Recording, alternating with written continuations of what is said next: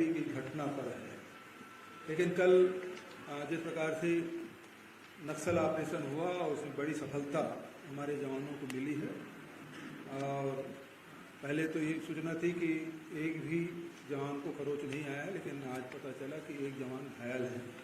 तो बहुत कम नुकसान हुआ और बड़ी सफलता जवानों को मिली, उसकी शुभकामनाएं। लोहारीडीह के मामला आप सब जानते हैं, फिर भी कुछ बिंदु हैं मैं दोहरा देना चाहता हूँ। ये लोहारीडीह कवर्धा जिले में है। कानून व्यवस्था जो बिगड़ी है वो श्री प्रसाद उर्फ कचरू साहू के कथित आत्महत्या को लेकर उत्तेजना फैली, और जबकि गाँव वालों परिवार वालों का कहना है कि ये आत्महत्या नहीं हत्या है, और इससे आक्रोश बढ़ा। एक व्यक्ति पे शक पैदा हुआ और उसके ग्रामीणों ने उसके घर को जला दिया और रघुनाथ साहू की मृत्यु हो गई।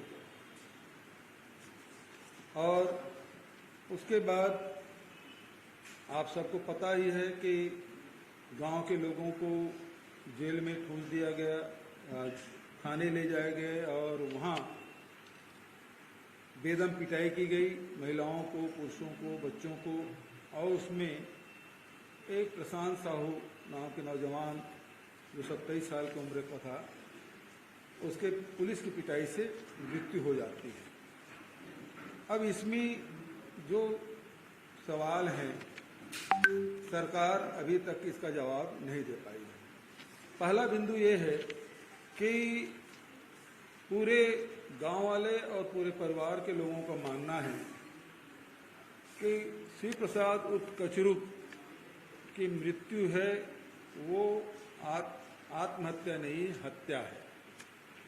और इस मामले में परिवार के लोगों ने कचरू साहू की पुत्री ने यहाँ के डीजी को और मध्य प्रदेश की डीजी को, क्योंकि घटना मध्य प्रदेश की सीमा में हुआ है, पोस्टमार्टम मध्य प्रदेश में हुआ है, इसलिए वहाँ के डीजी को भी पत्र लिखा है।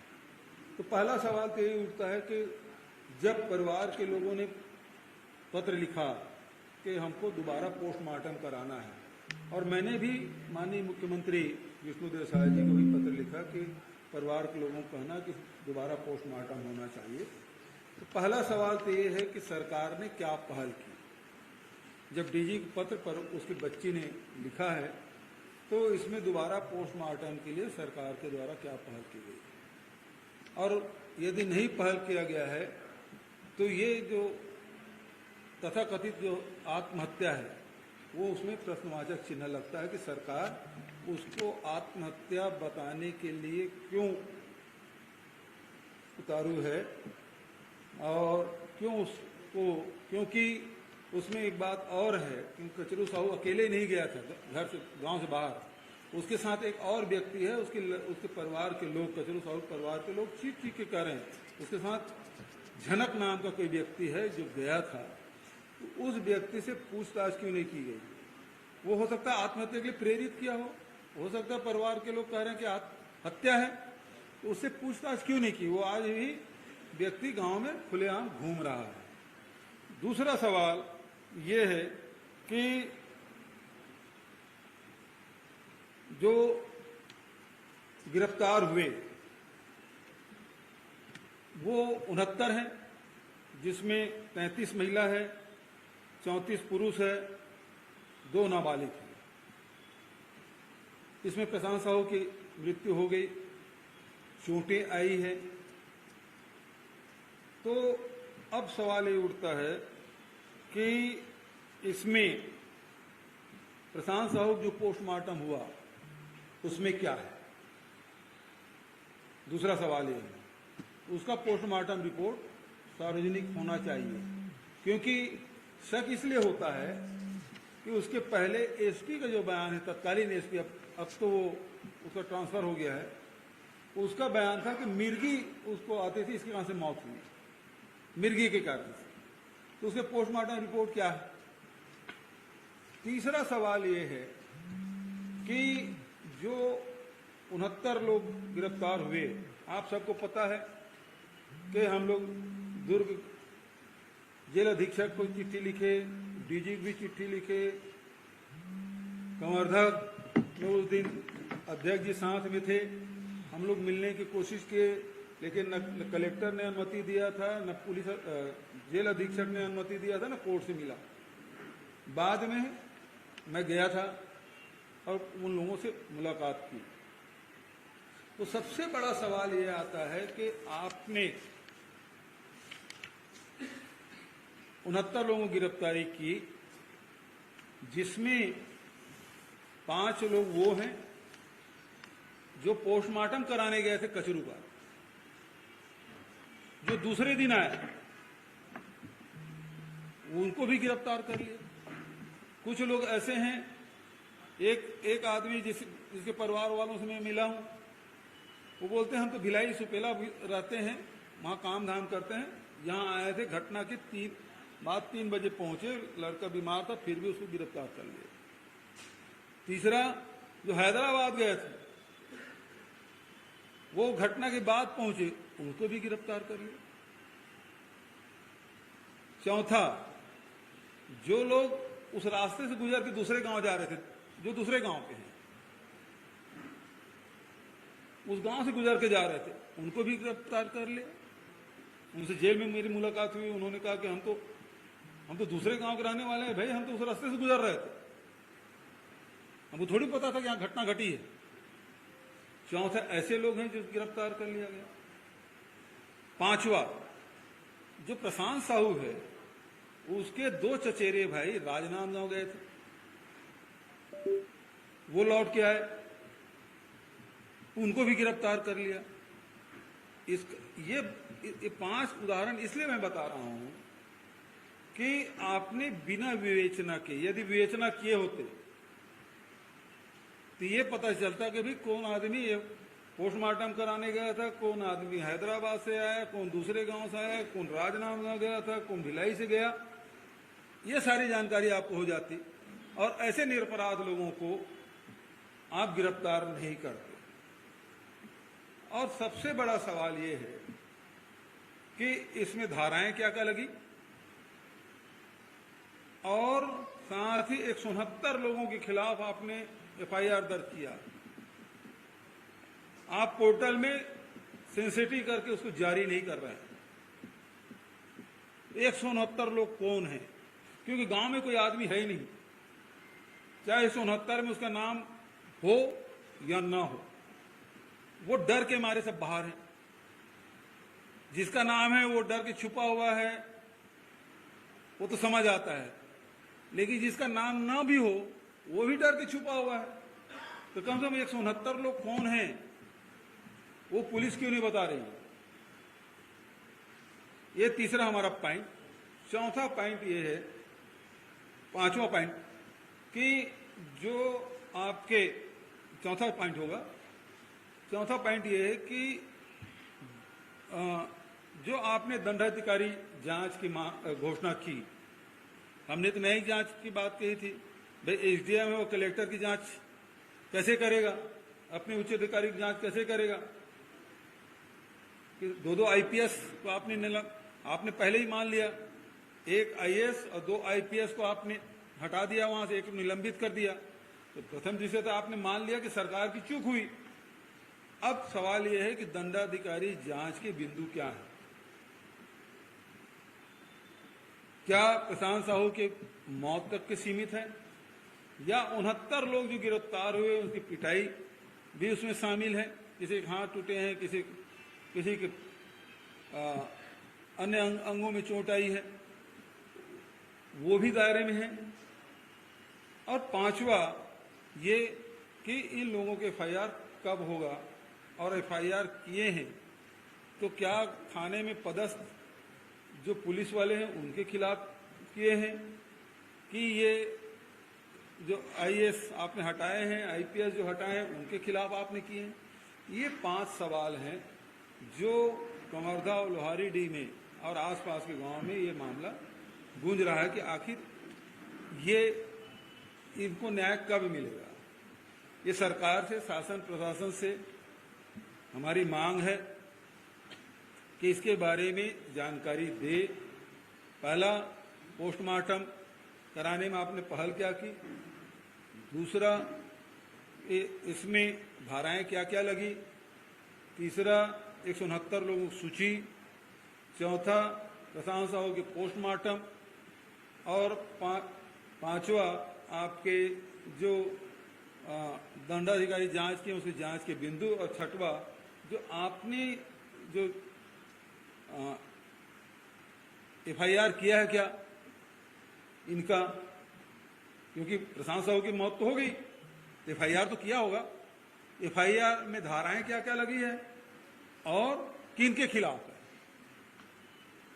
ये सवाल हैं लोहारी के मामले में। अब आप लोगों की तरफ से कोई सवाल हो, उसके बाद फिर अध्यक्ष।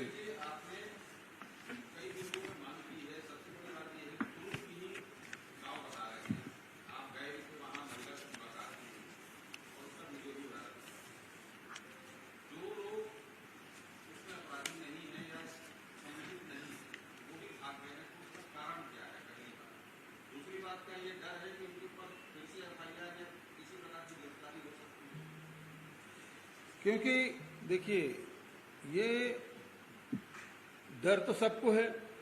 इस डर इसलिए है, जो लोग रघुनाथ साहू के घर जलाने गए थे, यदि उनको आइडेंटिफाई करके आप गिरफ्तार करते तब तो कोई बात नहीं थी। पुलिस ने किया ये कि रात को 12 बजे घर के दरवाजा तोड़ के सोए हुई महिलाओं को घसीटते हुए, बच्चों को घसीटते हुए, पुरुषों को घसीटते हुए, मारते पीटते आप थाना में बंद कर दिए। एक एक घर में जाकर सबके मोटरसाइकिल, जिसके घर में जो मोटरसाइकिल था सबको उठा के जब्त कर लिए। तो एक दहशत का वातावरण है। अब ये मीडिया के माध्यम से आया कि 69 लोग गिरफ्तार हैं और 169 लोगों के खिलाफ एफआईआर दर्ज है, लेकिन सूची मालूम नहीं है कौन उसमें है कौन नहीं है। तो डर का माहौल तो बना हुआ है।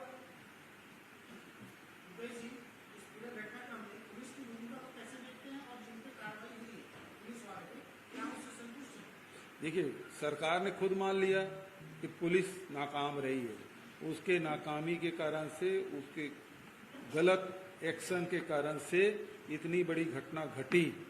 यदि कचरू साहू के मृत्यु के बाद पोस्टमार्टम के पहले ही पुलिस द्वारा ये कहना कि ये आत्महत्या है, यदि ये नहीं कहा जाता और पोस्टमार्टम के रिपोर्ट का इंतजार करते तो शायद इतनी बड़ी घटना नहीं घटती। पहला तो ये हुआ, तो प्रीजुडिस था पुलिस, है ना, और सरकार ने मान लिया, तो उनके खिलाफ कार्रवाई क्या कर रहे हो? महत्वपूर्ण बात ये है। और जो हमने सवाल उठाए हैं, चिट्ठी लिखे 8 दिन हो गया डीजी को, लेकिन अभी तक के डीजी के द्वारा, मध्य प्रदेश के डीजी को क्या पत्र लिखा गया? मैंने मुख्यमंत्री को पत्र लिखा, उसका क्या हुआ? क्योंकि पोस्टमार्टम रिपोर्ट यदि परिवार के लोग यदि सेकंड ओपिनियन मांगते हैं तो तत्काल दोबारा करना चाहिए। होता रहा है। सुहेला वाले मामले हम लोगों ने देखा, करवाया था, हम लोग गए, दोबारा पोस्टमार्टम हुआ। यहां क्यों नहीं हो रहा? दोनों जगह भारतीय जनता पार्टी सरकार है, क्यों नहीं हो रहा है? यही सबसे बड़ा क्वेश्चन मार्क है कि आप क्यों नहीं करा रहे।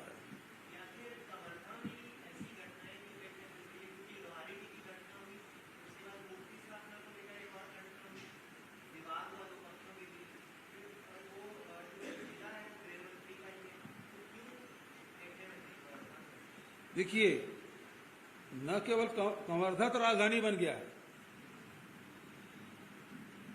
कवर्धा अपराध का राजधानी बन गया है। यदि आंकड़े निकालेंगे तो सबसे ज्यादा हत्या, सबसे ज्यादा बलात्कार, सबसे ज्यादा जुआ, सट्टा, नशे की गोलियां आपको कवर्धा में मिलेगा, जितने अवैध काम हैं।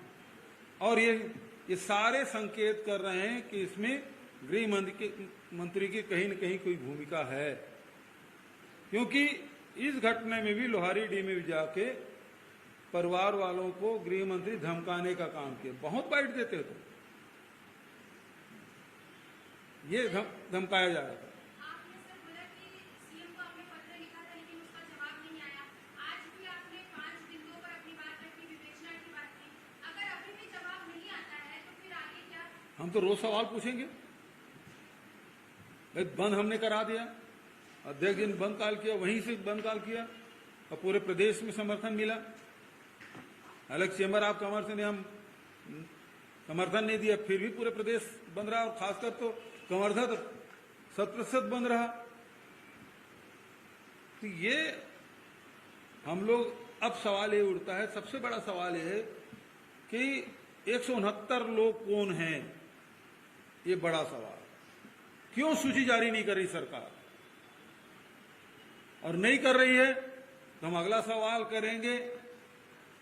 हमारे पास कुछ जानकारियां हैं, फिर हम अगला सवाल करेंगे, कल फिर बैठेंगे, कल परसों यदि आप सूची नहीं जारी करते तो हम पूछेंगे ये आदमी तो नहीं है। ठीक है अध्यक्ष। माननीय अध्यक्ष जी से अनुरोध करूंगा।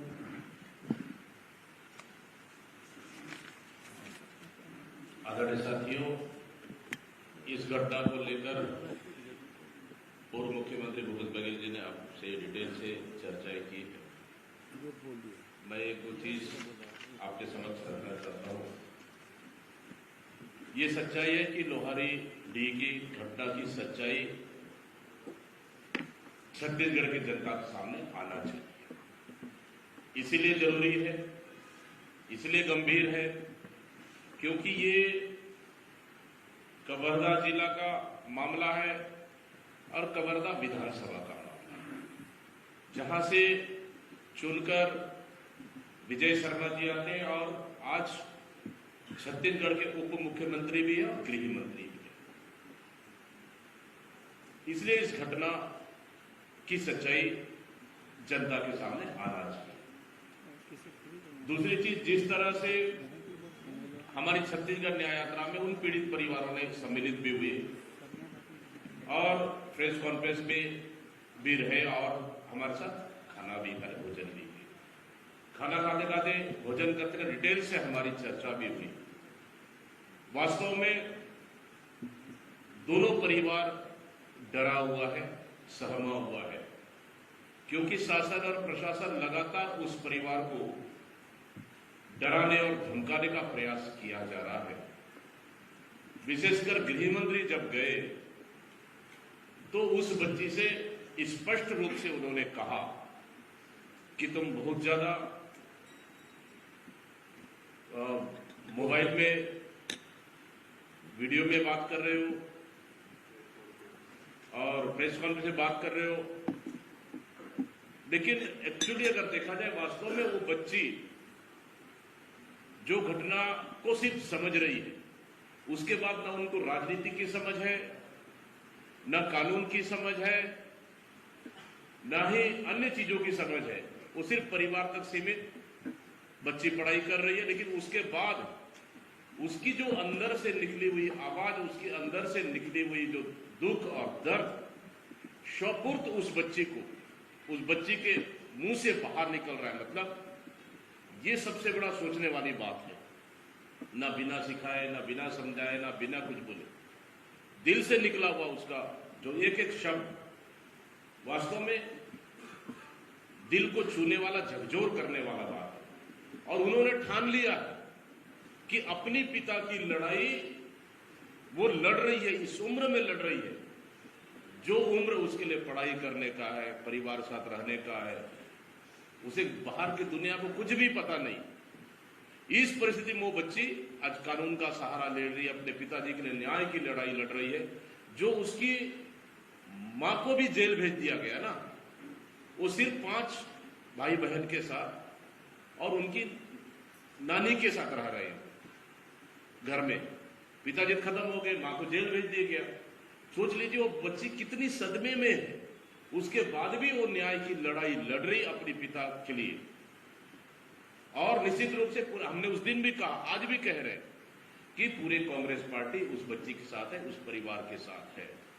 वहीं दूसरी ओर प्रशांत साहू का भाई, जिनको पुलिस लॉकअप में पीट कर हत्या कर दी गई, क्या हम पूछते हैं इस सरकार से, क्या पुलिस लॉकअप में जो पीट पीट कर उनकी मौत हुई, ये हत्या की श्रेणी में आता है कि नहीं आता है?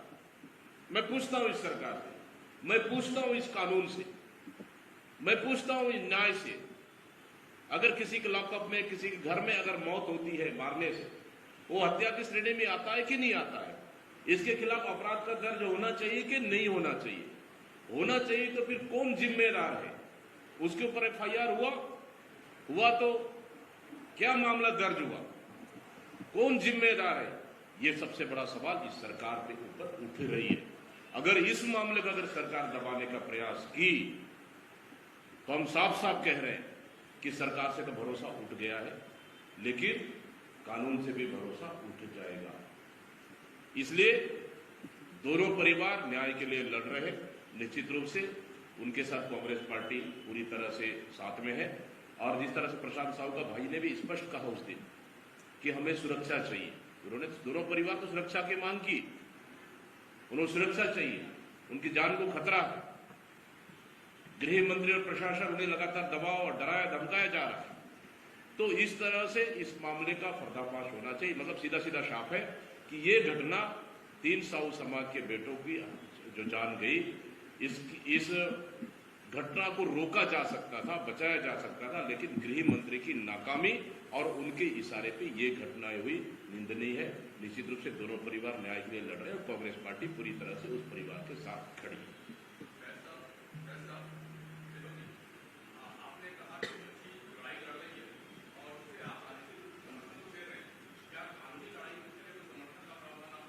बिल्कुल बिल्कुल। बच्ची ने अभी शायद छत्तीसगढ़ इसमें हाई कोर्ट में, छत्तीसगढ़ हाई कोर्ट में भी वकीलों ने मदद की और यहाँ लगाए थे, और विवेक तनखा जी उसके तरफ से पैरवी किए थे बच्ची की तरफ से। और चूंकि घटना मध्य प्रदेश की है और इसलिए मध्य प्रदेश हाई कोर्ट में अपील की गई है और मामला रजिस्टर्ड भी हो गया है। हो सकता है आगे सुनवाई हो, उसी तिथि आएगी। लेकिन हम लोग उसके पूरे मतलब ये है कि कानूनी सलाह मदद जो हो सकता है वो करवा रहे हैं।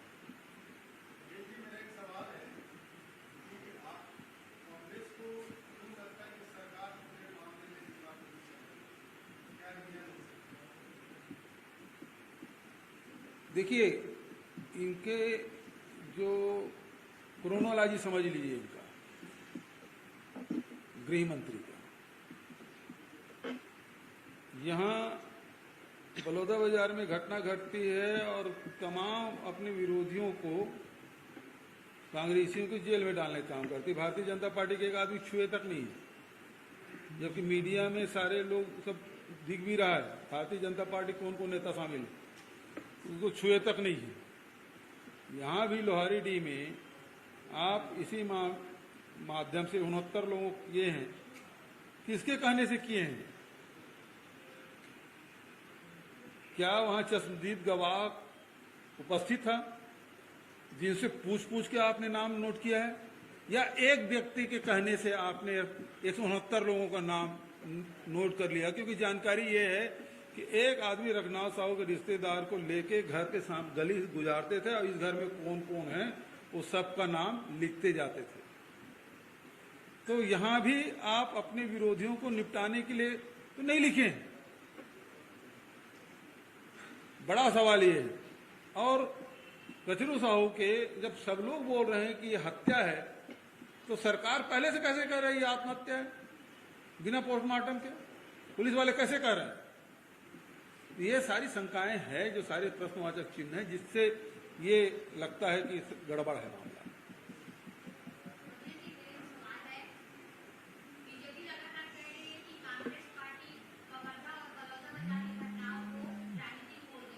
राजनीति वो लोग कर रहे हैं, राजनीति वो लोग कर रहे हैं। ये सनम जांगड़े वहां उपस्थित था, उसे पूछने तक तो नहीं बुलाया, जब कलेक्टर से, एसपी से सबसे समय लेने का काम। अभी तक के 250 लोग जो महाराष्ट्र से आए थे वो कौन थे बताए ना? बलौदा बाजार, क्योंकि हम लोग गए थे, अध्यक्ष जी वगैरह सब गए थे बलौदा बाजार, और वहां चेंबर ऑफ कॉमर्स का आदमी आग बताया कि यहाँ दर्जनों गाड़ी महाराष्ट्र पासिंग की यहाँ आई हुई थी, 200 लोग एक दिन पहले से आ गए थे। कौन थे? सरकार क्यों नहीं बता रही? 10 जून की घटना है, आज अक्टूबर लग गया, लेकिन वो 200-250 लोग महाराष्ट्र आए थे, कौन है नहीं बता पा रहे। ठीक है, तो इसी प्रकार से इस घटने में भी आप हत्या को आत्महत्या बता रहे हैं। और उसकी लड़की कह रही है मेरे पिताजी जनक नाम के व्यक्ति के साथ गया था, और वो खुलेआम घूम रहा है। उसकी लड़की से भी फोन लगा पूछ लो उसके पिताजी किसके साथ गया था। पुलिस उस जनक को क्यों नहीं पूछ रही है? तो पूछताछ करना चाहिए ना, नहीं कर रही है। तो इसलिए ये मामले को दूसरे ढंग से ट्विस्ट करने की कोशिश कर रहे हैं। हम लोग राजनीति नहीं कर रहे हैं, बल्कि गृह मंत्री और सत्ता में बैठे हुए लोग इस प्रकार की घटनाओं में कांग्रेस के लोगों को जोड़कर अब उसको जेल में डालने का काम किया। सारे लोग हमारे एनएसयूआई के, युवा कांग्रेस के विधायक, सब लोगों को आपने जेल में डाल दिया। ये कर रहे हैं आप। अब इसके बाद धनेश साहू जी बोलो। अब इसके बाद हम निवेदन करते हैं कि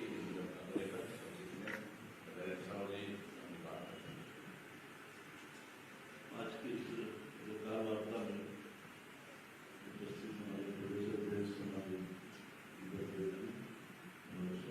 पूर्व मुख्यमंत्री श्री भूपेश बघेल जी और पूर्व मंत्री अनिल बघेल जी, श्री रतन गोयल जी,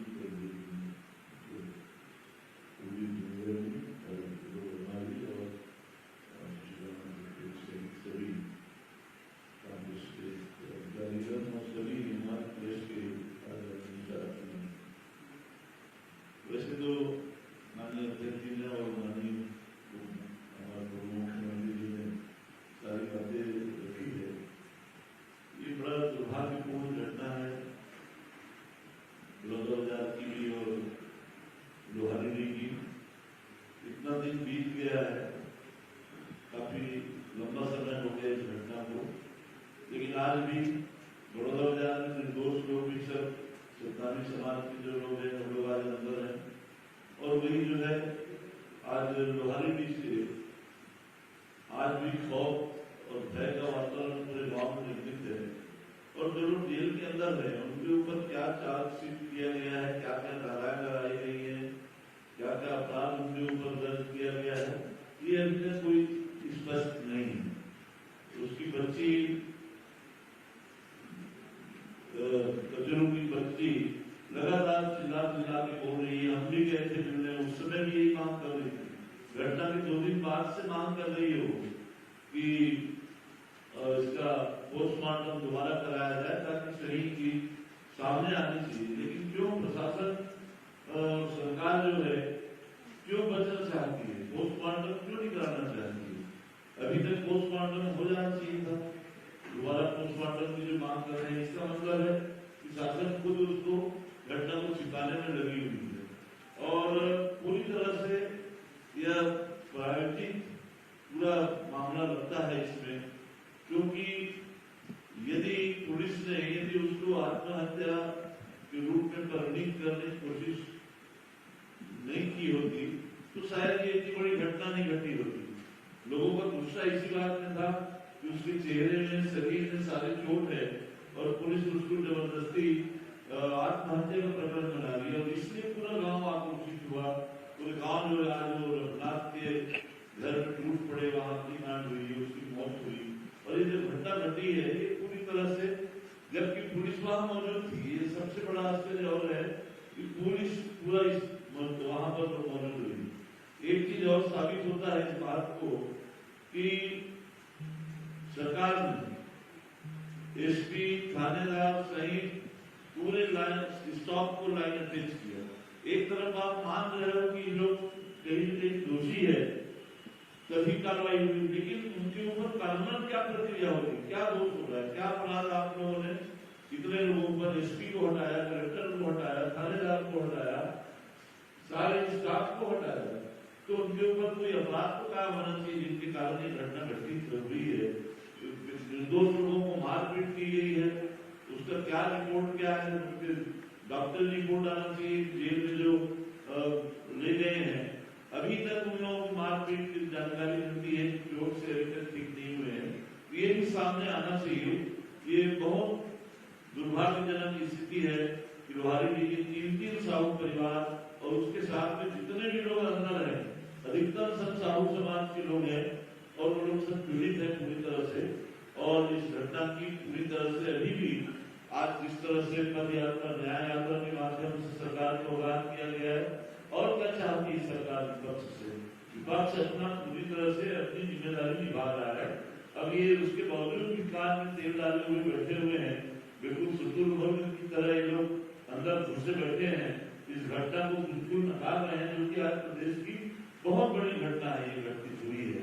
इस पर लेकर के हम सब लोग ये मांग करते हैं कि दोबारा जो है पोस्टमार्टम हो और जितने जो जेल पीड़ित हैं उनके ऊपर अपराध छोड़ा जाए या बताया जाए कि क्या अपराध उनके हैं और सख्त कार्रवाई पूरे पुलिस प्रशासन के ऊपर की जाए।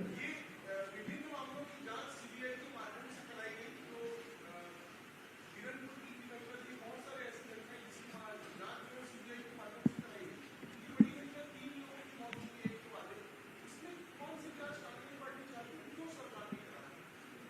देखिए, सीबीआई की जांच तो सतनामी समाज के लोग वो जो जैद खाम काटने की मांग किए थे, किए नहीं, यदि दे देते तो बलौदाबाजार की घटना नहीं होती। लेकिन इन्होंने सिर्फ सीबीआई जांच दिया, क्या बीरानपुर का क्या है, कहाँ तक पहुंचा, पीएससी में परीक्षा में गड़बड़ हुआ, जांच कहाँ तक पहुंचा,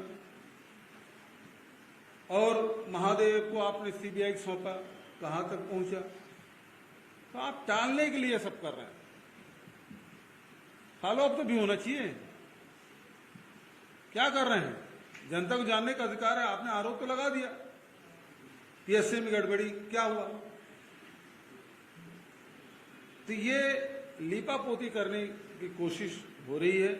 और बीरनपुर में सीबीआई दे दिए, वहां तो भाई गिरफ्तार भी हुआ, कोर्ट में पेश भी हो गया, चालान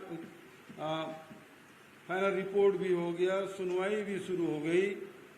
और ईश्वर साहू कितने बार गया कोर्ट में नोटिस जाने के बाद गवाही देने? या सीबीआई के सामने कब प्रस्तुत हुई और क्या बात हुई? तो ये केवल विरोधियों को किस प्रकार से प्रत्याड़ित किया जाए, इसका जीता जाता उदाहरण ही है। ठीक है, बहुत बहुत धन्यवाद।